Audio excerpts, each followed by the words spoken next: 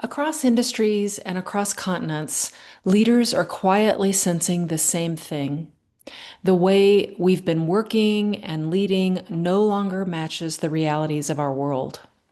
My conversation with Jess Price, Chief Vision Officer at Paradigm Makers, a firm out of Australia, shines a light on this tension and on a growing movement to redesign work for human and planetary thriving. It's a powerful reminder we are not alone, and that change is already underway. I hope you enjoy the conversation. So, I'm really excited to talk to you, Jess.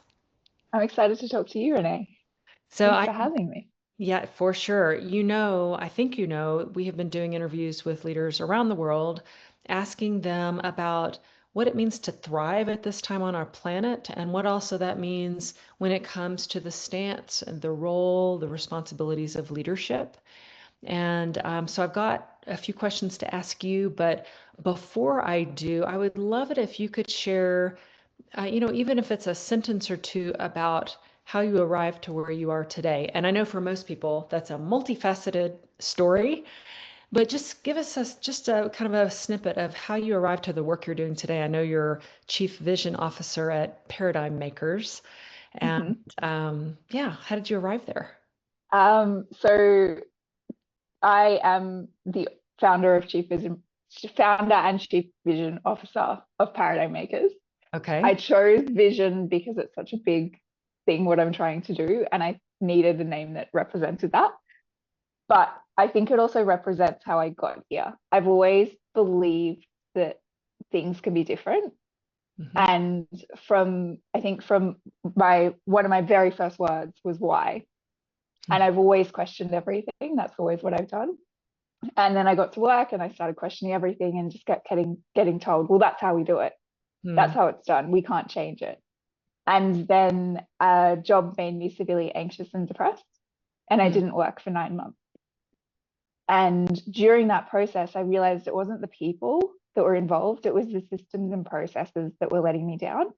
Hmm. And so I decided at that time that I would one day use my experience to help others. And somewhere along the way, I realized the easiest way to do that was just to change all of work. So that's now what I'm doing.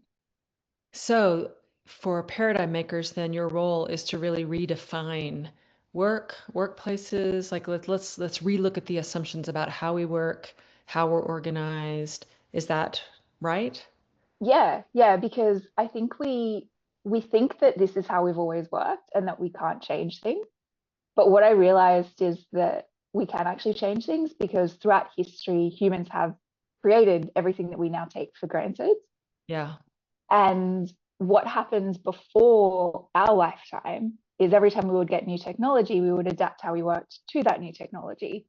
But then in about the 30s or 40s, we stopped doing that. Hmm. So we've had computers, the internet, now AI, and we haven't changed how we work. And so it's really becoming the problems that we're experiencing now, they're too large to ignore. And they're Hmm. not the actual problems, they're signals that it's time that we rethink everything about the way that we work because it's not Yeah. working anymore Yeah. and we need to do something different. Yeah. I love the idea, the framing of let's look at our challenges or our stresses, our demands as signals to relook at how we're living, how we're leading, how we're working, how we're relating, how we are on this planet. So, Mm. yeah, so I'm so glad to know that you're doing this work. And if I'm not mistaken, you are in Australia. Is that right? I am in Australia, yes, if the accent didn't give it away. So I'm in Melbourne, Victoria, which is right down the bottom of Australia. So Beautiful. we're above the little island, which is Tasmania. Yeah. Yeah, Yeah, yeah, you're right in the middle of my bucket list. A place that yes, I've always wanted to definitely come. go. Tasmania, New Zealand, Australia, that's an area of the world that we've done some work in, but I have not been there personally, and I can't wait to go. I Yes, hear there's some fabulous bike trips, and there are. Yeah, so yeah, yeah. All yeah. right. We'd love to have you. Okay. Well, I'm hold that thought. Hold that thought. I will be there.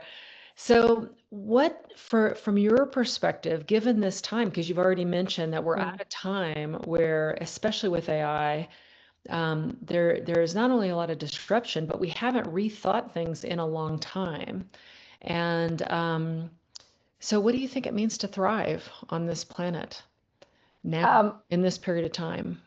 I really love this question, and I think this year my answer is very different to what it would have been previously. Huh. I've recently adopted a new motto: move slow and build things. Okay. So it comes from Mark Zuckerberg's move fast and break things. So we kind of so that he shared that with the world in 2012. Hmm. And so you can really see how that has accelerated everything. Yeah.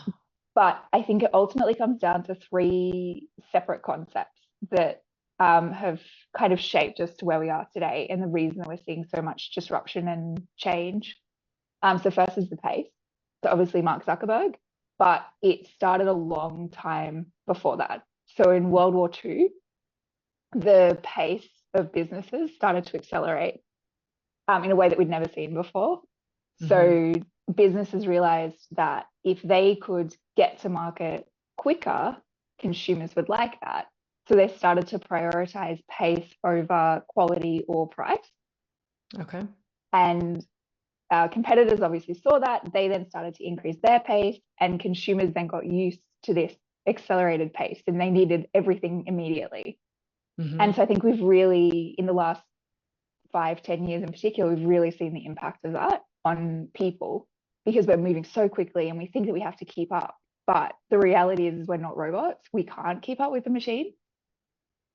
The second element that I think really plays into this Well, is, before you yeah, go to the second element, so I can make sure that I'm getting what you're saying, but also everyone who might be listening to this, and this might be a brand new concept for them. mm, I think what I hear you saying is there is a system we put in place after World War II that not only industry was getting goods to markets quicker, but consumers also, people started to expect mm, it.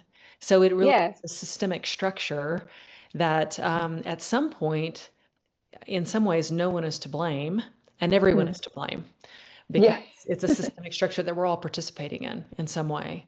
Yeah, a really interesting example. It's completely random. This YouTuber that I follow it's an interior design and home decor, and so each episode she goes into somebody's house and completely redoes their room.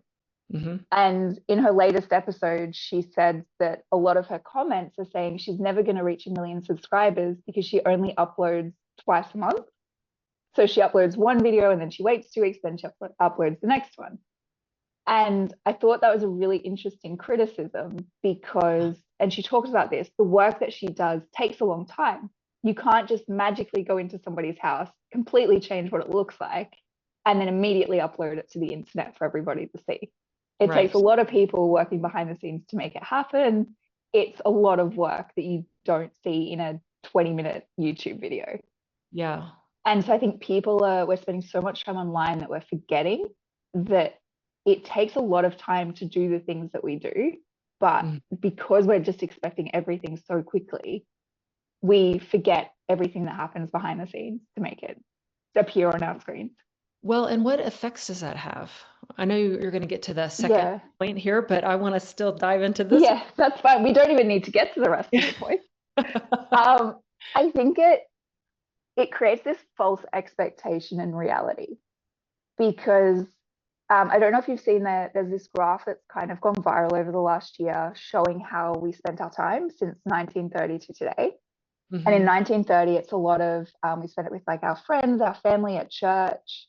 And then as we go on, it starts to shift. And then we're spending more time with our coworkers and in bars. And then you get to the like 2010. And then the internet, it's just like the internet had been slowly bubbling away. But then 2010s happened and then it started to accelerate. And then today we're spending about 90% of our time online. Mm. And so I think that's probably responsible because everything that we're consuming online, it's there immediately when we want to see it. Hmm. And so I think we're kind of disconnected from the fact that that's a real person who has created that thing and shared it with you online. And it may only be like 30-second TikTok, but that took them a lot longer than 30 seconds to create. Mm-hmm. And so I think we're just experiencing this disconnect, and I think we need to spend less time online. It's interesting because I totally hear you, and agree. It's sort of a disconnect with what does quality work actually take? So that, Mm, the quality of when someone produces something, say of excellence, well, could be producing anything, but producing something of excellence, the level of quality or the level of time and intention and energy and dedication that goes into that, is usually considerable, and people don't really mm, realize it. The other thing that hits me when someone is spending so much time online is when we're doing that, then we're not doing those things that actually do support, all the science, that says when it comes to human thriving, what do humans value the most? And that is real relationships. mm. Relationships with family, friends, neighbors, all the people that you said we used to spend time with, and that now we're not spending any time with. Yeah. Also connection to ourselves, connection to, Mm, being aware of what really enables me to thrive. How can I show up well? How, all your energy then goes outward to the internet, to mm, consuming rather than connecting in. So, yeah, that's a biggie. That's a biggie. mm. But thank you for diving there a little bit, because I That's think it's okay. really That's helpful to fine. understand this system in place that we are all participating in, that and some of the kind of natural effects of it. So what was the second? You So said, the second, yeah, back in 1930, economist John Maynard Keynes wrote an essay called Economic Possibilities for Our Grandchildren. okay. And the purpose of this essay was to look at the world in 100 years, which is 2030, and imagine what the world could be. Hmm. And the thing that I think most people take away from this is the 15-hour work week. So if you've ever heard in 2030 we're going to work 15 hours, that's where that came from. Okay. And I recommend everyone read it. It's really fascinating to read what he thought the world would be like in 2030. Huh. But his justification for why we would have to work, we would only be working 15 hours, is that the compounding interest over previous generations since the 1500s would lead to slow, steady accumulation of wealth, Mm-hmm. which would then lead to massive future benefits in 100 years. Hmm. But we didn't do that. No, we didn't. We didn't. No, I mean, there's plenty of wealth. I actually come from the belief that there's plenty of wealth in the world. It's just not there distributed. is. Correct. Yeah. Yes. Yeah. And part of his vision was centered on this idea that the goal of economic activity was not endless work, but to build a world where humans could thrive beyond labor. Mm. Because we're not just supposed to be working, and yet so much of our life has been taken over by work. Yeah. Yeah. Yeah, to a point where people are even, and I could say that I have been one of them. I think I'm shifting. I think I'm finally growing up, but I think I'm shifting, can be so defined by work as well, Yeah. where your whole very definition, how you see yourself, is all around the work you do. And Mm, I think that's a big deal. I know, we work with different age groups around the world, and I would say for a lot of boomers and a lot of the generation after them, Gen X generation, there's a lot of definition around work. And I feel what excites me is that as generations are newer or people become younger, they seem to be questioning it way more ahead of time. mm, Not wanting to go down that path generationally. That's not every person, but mm. kind of as a population. So that's really interesting. The 15-hour work week. Yeah, 15-hour work week. But what's really interesting is someone actually did a study, and I can't remember the details, but I'll send them to you. They found that based on what he understood about what the world could be in 100 years, we actually reached that point in the 70s. Wow.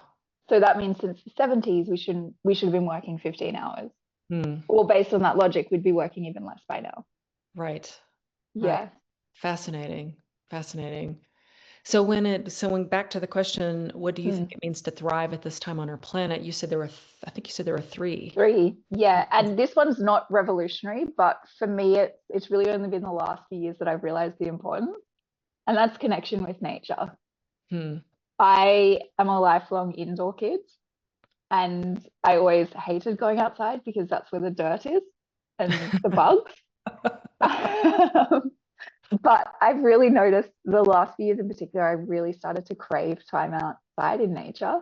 Hmm. And I think that comes back to getting away from technology. I love being able to just go away and turn my phone off and not take my computer with me and just do things that we did before we had such um such a reliance on technology. And I'm really enjoying that now. What is it doing for you? I think it goes back to what you were saying earlier about connecting with, particularly with myself. It allows me to connect with myself again and block out all of the noise, because everything in the city is, it's always go, go, go. And you've constantly got to be on, and you're expected to always be connected. But particularly the work that I do, a lot of it involves a lot of deep thinking. Mm-hmm. And when I have that constant distraction, I do feel the impact on my work, but also my mental health in particular.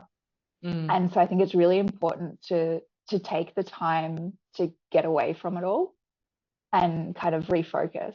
And so I kind of use those opportunities to reflect on what I've been doing and what I want to change moving forward. But then also that's where I have a lot of my really big, ridiculous ideas that Yeah. I start to play with. So it's a few years ago, one of the reasons that all of this started was because I was curious about how we got a 2-day weekend. And so I actually went and did all of the research. I've written an article about it. But I don't know if I would have had that insight and actually gone and explored that curiosity if I hadn't been going to nature when it came to me. Yeah. Yes, I've just noticed for me in particular, it's been really important to get me where I am today and to really help me deal with the acceleration and disruption that we're experiencing.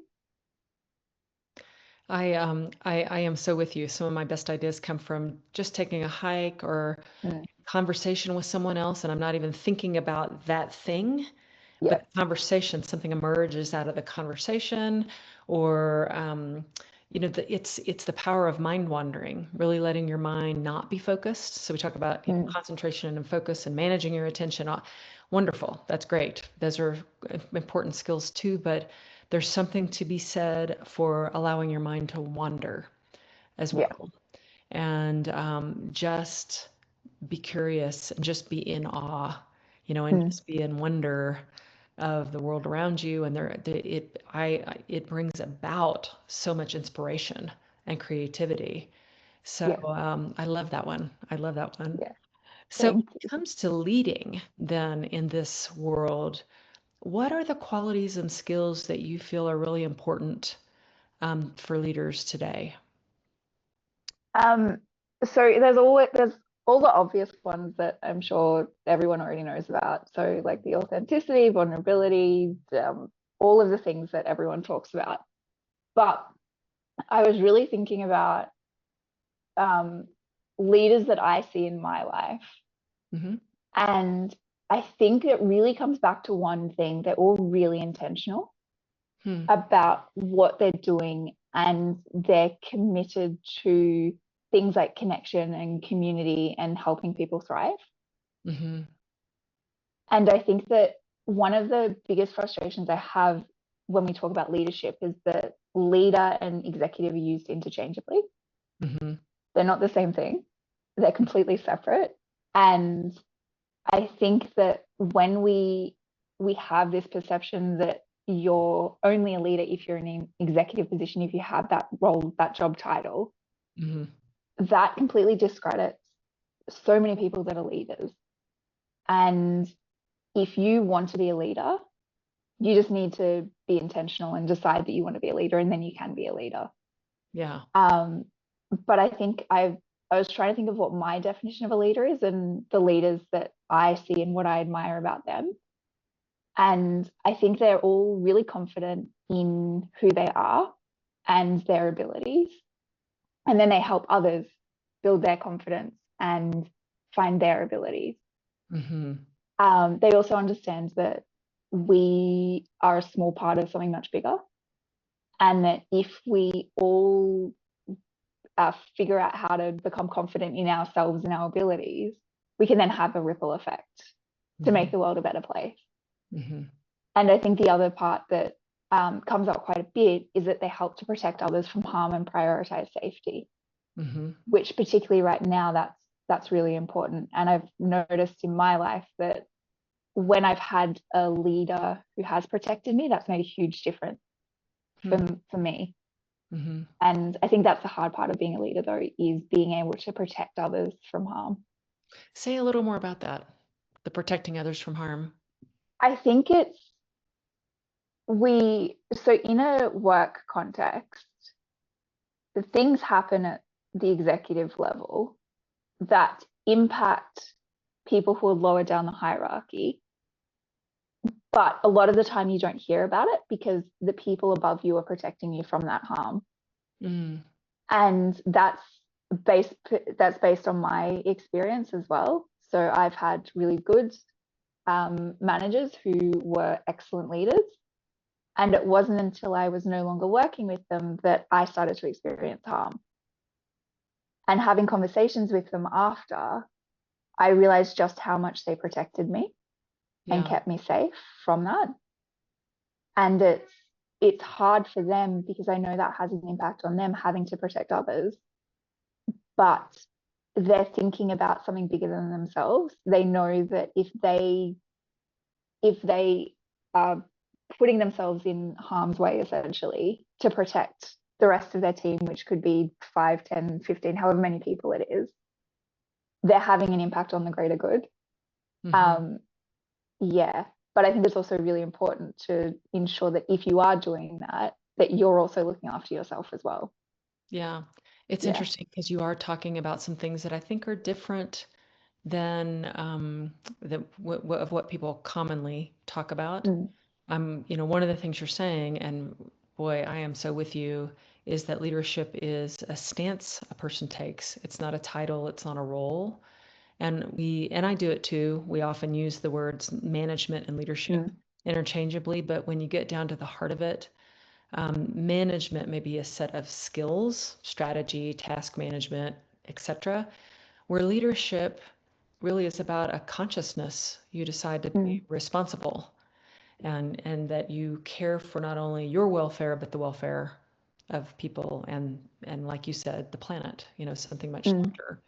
So, but I haven't heard many people bring up this idea of buffering, really mm, buffering, creating a healthy boundary as the leader for that's a way you care for the welfare of other people, is to create a healthy boundary so that there may be the stress or the demands or the negativity or toxicity or whatever it is, ideally is not reaching those people. You become, in that case, the metabolizer, the mm, person that's having to digest it and metabolize it and figure out, okay, what good can come from this? What can we learn from this? What can we do differently?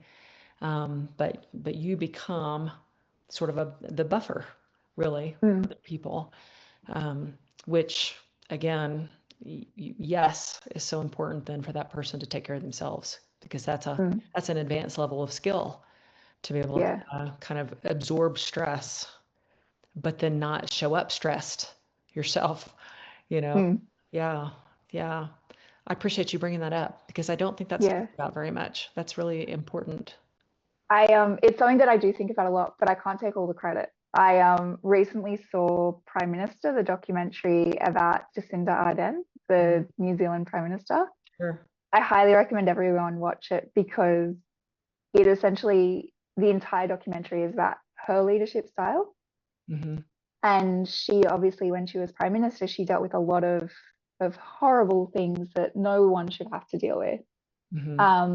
But the way that she was able to help the people of New Zealand get through things like COVID and then a mass shooting, she did the hard thing, which I think it's easy to do the easy thing, Hmm. but true leaders, they know when they have to stand up and do the hard thing. Yeah. And yeah, that generally involves protecting others from harm and prioritizing safety.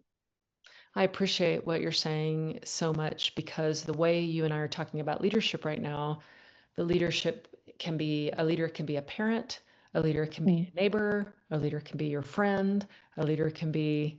So we're talking about a person who makes a decision about how they want to show up in the world, that they want to be an invitation to others thriving, and to others resilience, and to others, potential, plus take care of themselves. mm, And I do think that's what we're talking about. I mean, it's the core of our work as well. And I mm, do think what we're talking about is a more advanced is not the right word, but it's the only word I can think of. It's a different way, maybe just say different versus mm. advanced. It's a different way to think about leadership. It's a really different way to think about leadership. Yeah. Do you think there are any life experiences that a person needs?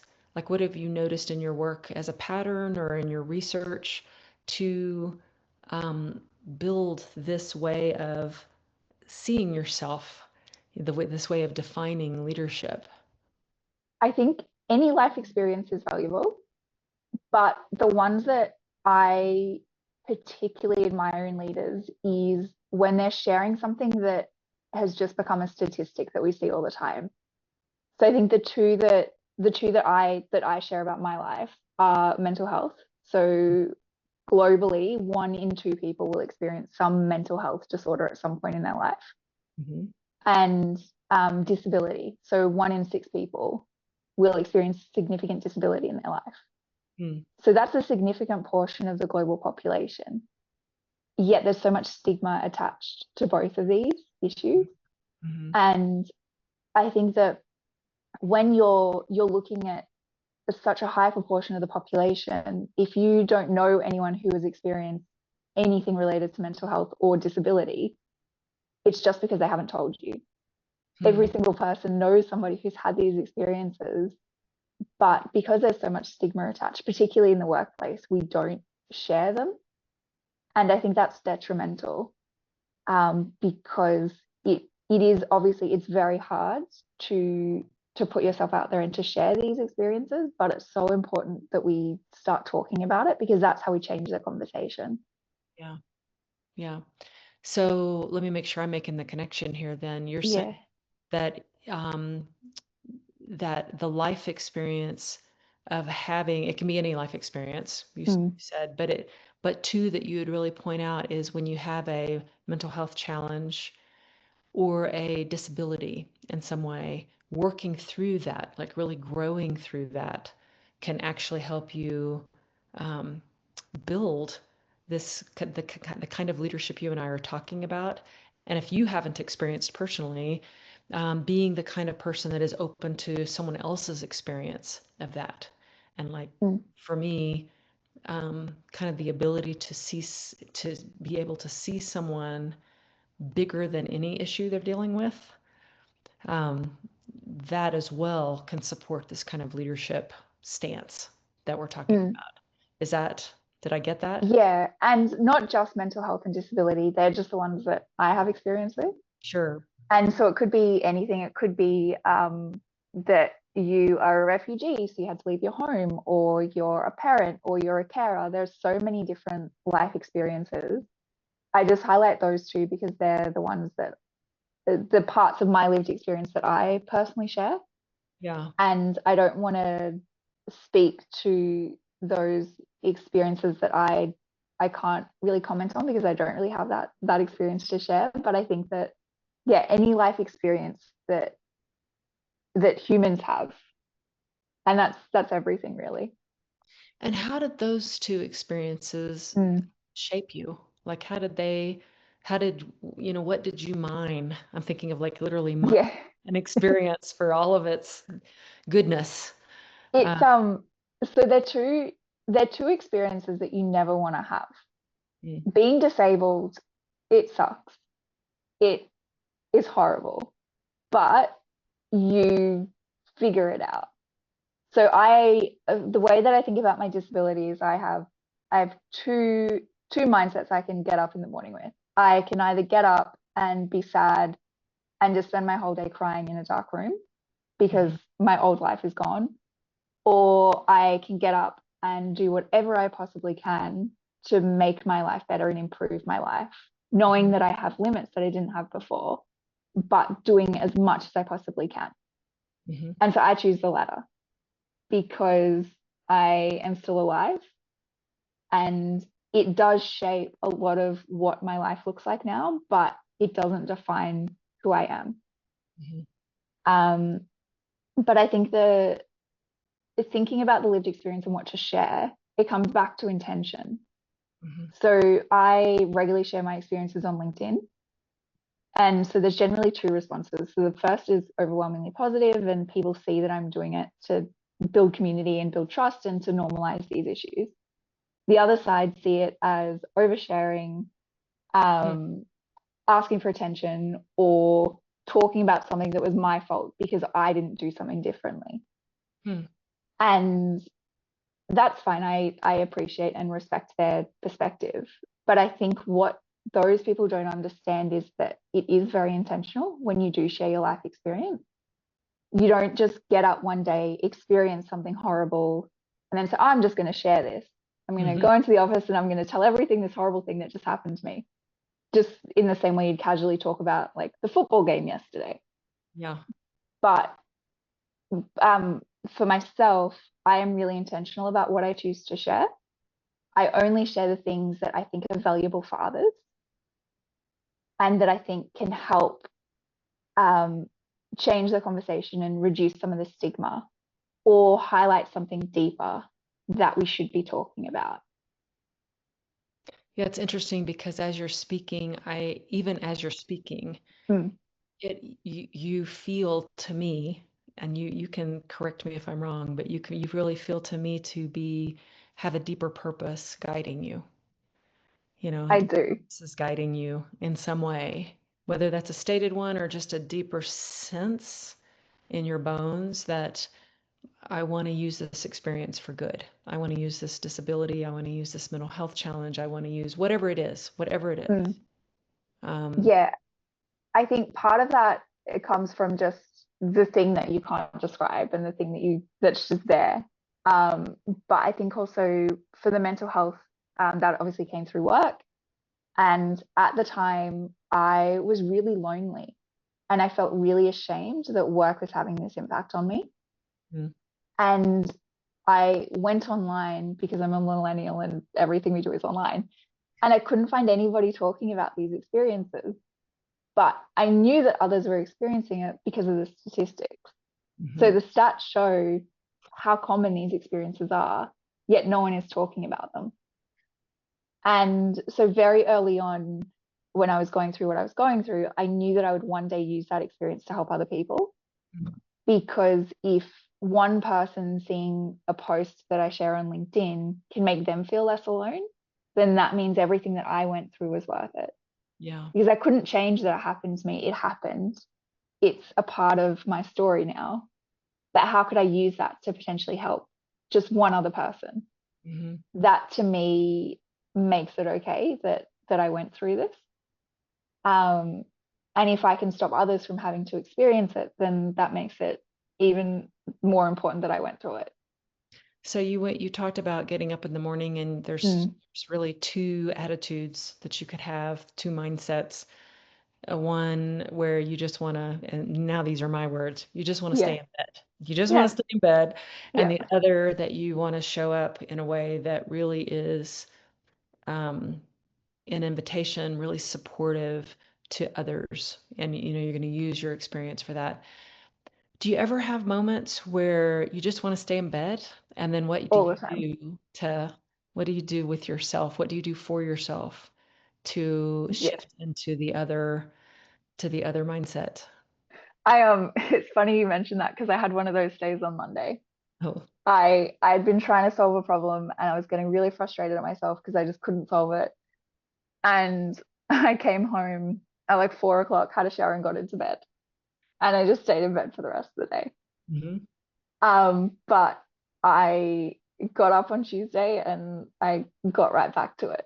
Hmm. And I think there's a lot of advice is just give yourself 10 minutes to complain and then move on.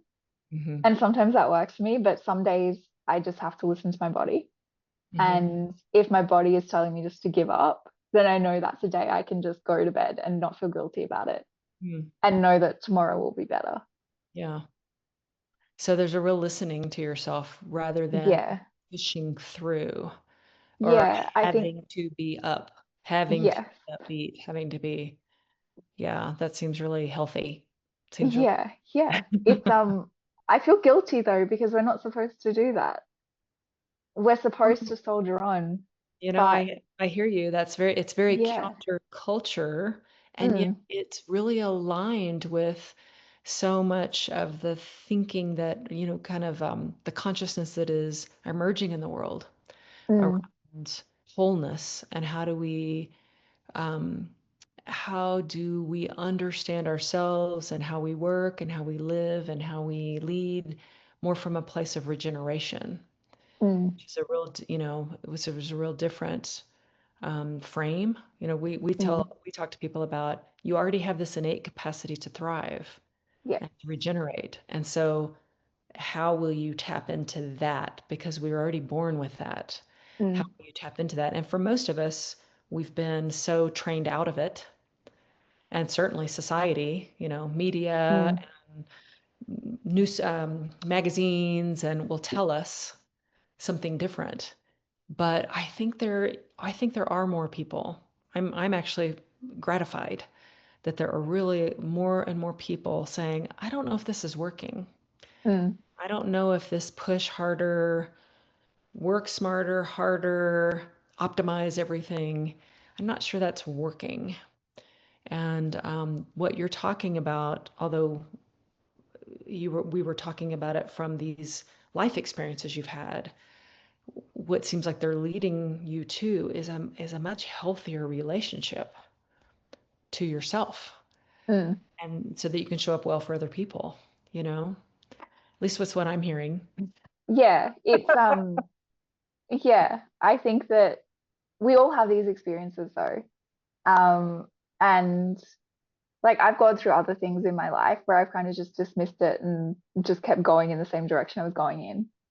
But then, and I think getting disabled, that becoming disabled, that was one of those experiences.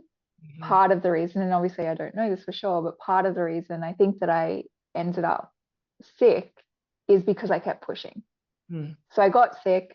I had a cold or a virus or something, but I kept pushing through because I had a deadline at work. And then I just never got better. And so if I'd stopped, would my life have been different? Would I not now be classified as disabled? Hmm. If I hadn't, yeah, if I'd just stopped and listened to my body and taken the week off that I needed in order to recover. I'll obviously never know that, but that's Right. something that always kind of plays through my mind. And so then I think when it came to the work experience, I'd learned from that. And as soon as I knew that work was impacting my mental health, I knew that I had to stop. So I had to do something different to kind of break that chain. Hmm. And I think had maybe if I hadn't gone through the disability experience, maybe I would have kept pushing through and then maybe it would have ended up a lot worse than it did. Yeah, you don't know.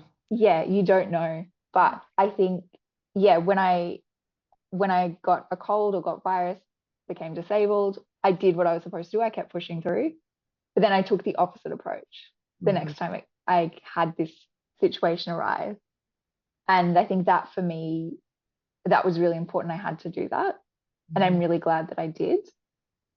But it wasn't the easy choice. That was the hard choice to say to my boss, my mental health is being impacted by my job. I need to take extended time off so Hmm. that I can prioritize my mental health. Yeah, that's hard. That That takes it's courage. so hard. Yeah. But I think I just want to call you out, Renee, because we were supposed to record this a few months ago. Hmm. And then you emailed and said, I've got all of these things happening. Do you mind if we reschedule? Hmm. And then we rescheduled and that was all fine. And then I had something come up. But because you'd given me permission essentially to say, life is happening. I can't do this right now. Can we please reschedule? That made me feel comfortable to actually do that. Oh, wonderful. Yeah. And I think that's something that a good leader does as well, is that they don't lead with their words, they lead with their actions. Hmm. Well, I appreciate that feedback because I remember that and it was a Yeah. crisis with my parents. And Yeah.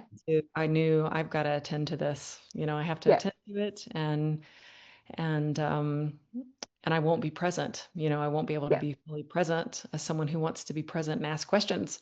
I won't Mm. do that. And so, and then when you did the same thing, I thought, perfect. I mean, to Yeah. me, it's like really a level of because when you my sense is in the way that we're talking about this, when you take care of yourself well, not selfishly, but Mm. well, you are taking care of the other person. You're actually saying there's going to be a better time for us to do this together. Mm. And here we are, you know, now Yeah. where And I think we both have time to do it and really dive into the discussion. yeah, and I think this version of our conversation would have been is a lot better than it would have been if we'd done it those other two times. Oh, I agree. Yeah. I We're totally both agree. present. We're both here. I totally agree.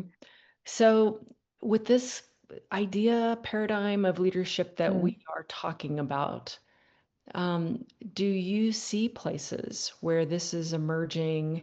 I know we can see lots of places where it's not working this way. Mm. I know we can do that. We can just look at the newspaper anywhere in the world and look at where there are forms of leadership that are not sustainable, that are more toxic, that are more fear-based. So I would love to hear more. Where do you see it working? Where do you see shifts happening? So I think that I have three examples for this as well. So purpose first organizations. So they're leading through their values. Hmm. And one of the most recent examples just from last week was Ben and Jerry's. So Okay. Jerry Greenfield's the co-founder. He resigned last week because the company couldn't stand up for what we believed. And he believes that if it couldn't do that, then it wasn't worth being a company at all. And so he made that hard decision to leave because he could no longer be there. Mm-hmm. Um, the second place is the Victorian startup ecosystem. So I have some very random examples for you. Hi, that's When great. I, when I first went freelance, I didn't know anyone who'd done it, and I kind of just stumbled into the startup space. And what I really admire about them is that they're leading through community. Mm, So there are so many examples. There's Aussie Founder Club, the Community Collective, Hype Man Media. Those are three examples who they're all about building community and connecting people, and they're not competing with each other. mm, They're regularly running events together because they understand there's room for everybody. And then the third area is stand-up comedians. So I love comedy. mm, And one of the reasons I love it is that they're leading through human experiences. mm, So we've spoken about the importance of sharing lived experience and what life experience can contribute to our leadership. And I think comedians do a really fantastic job of that. And so there's three that I really admire right now. So Scout Boxall talks a lot about their experience with mental health. Their show this year was incredible. It was about a night they forgot their bipolar medication mm, and how scary that experience was. Alexandra Hudson talks about being disabled. So she was born with a disability, and her stuff is hilarious, but only if you have a disability. Everyone else is too embarrassed to laugh or scared to laugh, even though she starts by saying, laugh at it. You need to laugh yeah, at it. yeah. And then Baha, I can't remember his last name, but his Instagram is haha with Baha. I only met him last week, but he is a Syrian refugee who moved to Australia, and he talks about what that experience was like. So kind of contrasting what it was like living in Syria versus what it's like living in Australia. And I think they demonstrate all of those things we were talking about earlier. I love that the comedian. I love that you brought up Yeah. comedians because we've got some pretty popular ones here Yeah. in the U.S. that have been making. They've been um, kind of rattling cages as far as Mm-hmm. upsetting the apple cart in Yeah. lots of ways. And I think comedians can be such a mirror, like get us Mm. look at ourselves in a new way. Like, how silly are we being Yeah. by being this divided? How silly are we being by not understanding how connected we are? How silly are we Mm. being? So they're great at doing that, being a mirror, but having us laugh at Yeah. it, which is always such a great feeling. And I also Yeah. love that you brought up the startup space because, Mm, um, I think global companies, larger companies have so many resources, and it's great when they do like a Ben and Jerry's, when they do say, I'm going to stand for some, Ben and Jerry's from the outset stood for mm, purpose, and now some, things are happening with that organization. But in the startup space, an entrepreneur can, at the beginning, say, what do I want to create? What do I want to create? And not only that, how do I want to create it? How do I mm, want, the how we work together affects the results we get. So, yeah. how do we want to be together? What do we want to exude? What are our values? What's our purpose? All of that work is so essential and sometimes harder to retrofit when you get Mm, big and you get into back to the beginning of our conversation when a system yeah. is in place that keeps, is wired in a particular way and keeps operating in that way. it's it can be changed, it can evolve, but it's more difficult. Mm, It's so great to hear that you're seeing in the startup space some like new organizations emerge that are emerging from a different foundation, more abundance, more about human potential, more about purpose. That's really wonderful. Yeah. Yeah. yeah. And that's, I think, how I'm building my company as well. I'm taking it very slowly.